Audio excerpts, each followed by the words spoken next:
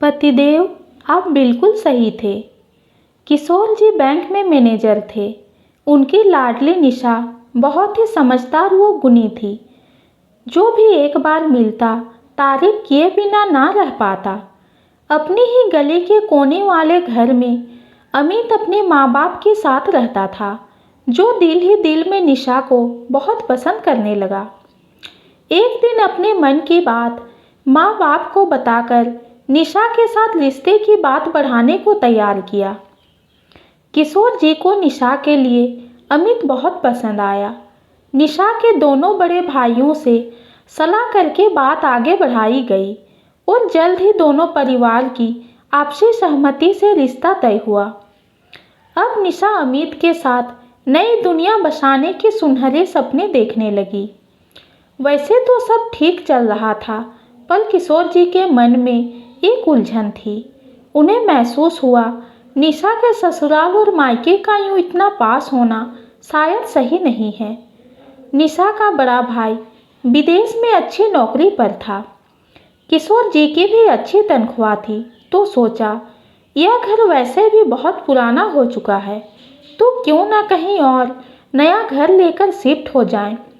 बस फिर क्या था, कुछ ही दिनों में परिवार नई कोठी में रहने चला गया और खूब धूमधाम से निशा और अमित की शादी संपन्न हुई। निशा अपने ससुराल में बहुत खुश थी।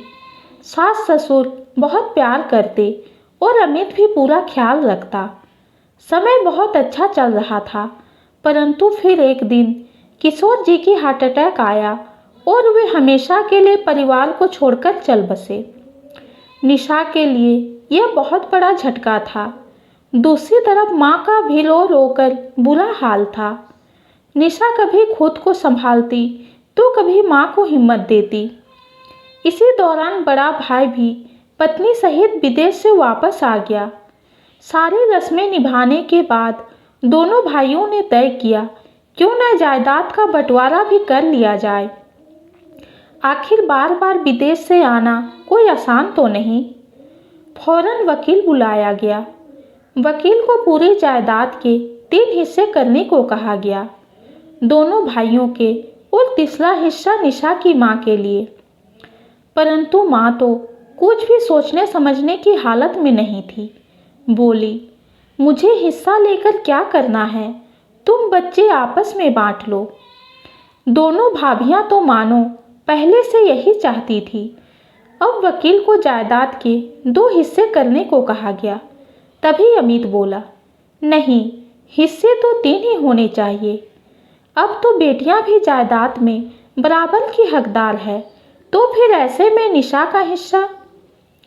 अचानक अमित के मुंह से ऐसी बात सुनकर सब हैरान रह गए। दोनों भाई भाभियां निशा को घूर कर देख रही थी और निशा हैरानी से अमित को। अंदर जाकर धीरे से अमित को समझाने की कोशिश की, परंतु वह अपनी जीत पर अड़ा रहा। अब सारे चुप थे, तो अमित ने बोलना शुरू किया, मुझे जायदाद में ज़्यादा कुछ नहीं, बस पापा का वही पुराना घर चाहिए जो हमारी गली में है। भाइयों ने सोचा, चलो अच्छा हुआ, कुछ ज़्यादा नहीं देना पड़ा। उन्होंने पुराना घर देकर बाकी सारी जायदाद आपस में बांट ली। थोड़े दिनों में निशा अपने ससुराल वापस आ गई, परंतु अब उसका मन नहीं लग रहा था। दिमाग में हमेशा एक ही उलझन थी, आखिर अमित को वो पुराना घर मांगने की क्या ज़रूरत थी। कितना बुरा लगा होगा दोनों भाइयों को। उसे याद आता है, इससे पहले माँ ससुराल जाने पर हर बार अमित को शगुन के नाम पर कुछ पैसे पकड़ाने की कोशिश करती, तो वह हमेशा मना कर देता, परंतु अब अमित भला यह सब कैसे कर सकता है। अमित से कुछ पूछती तो बस एक ही जवाब सुनने को मिलता, समय आने पर सब अपने आप पता चल जाएगा। दिन बीतते गए, परंतु इस दौरान कभी मायके से बात नहीं हुई।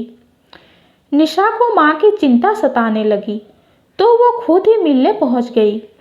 वहाँ जाकर माँ की हालत देखकर पैरों तले जमीन खिसक गई।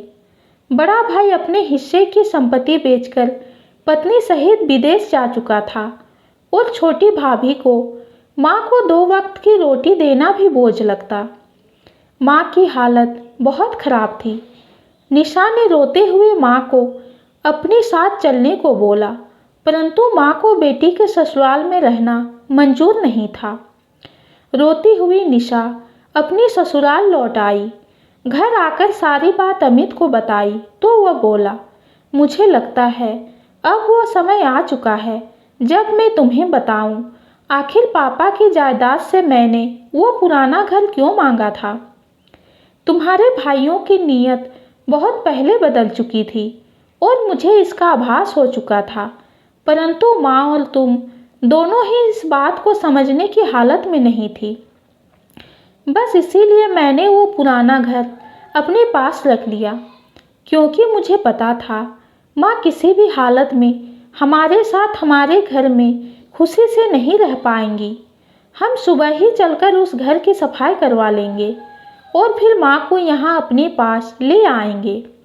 हमारे पास रहेगी तो तुम दिन में जब कभी देख सकोगी, मैं भी समय मिलते ही चला जाऊँगा। इस तरह माँ की बात भी रह जाएगी और अच्छी देखभाल भी हो जाएगी। अपने पति के मुंह से यह सब सुनकर निशा की आंखों में पछतावा के आंसू थे। इतने समय से पता नहीं अमित के बारे में क्या क्या सोच रही थी। वही दूसरी तरफ अमित बेटों से बढ़कर अपना फर्ज निभा गया। झट से गले लगते हुए बोली, पतिदेव आप बिल्कुल सही थे, मैं ही पागल आपको समझ ना सकी। ये कहानी आपको कैसी लगी कमेंट में ज़रूर बताइए। कहानी पसंद आती है तो चैनल को लाइक और सब्सक्राइब कीजिए। कहानी सुनने के लिए आपका बहुत बहुत धन्यवाद।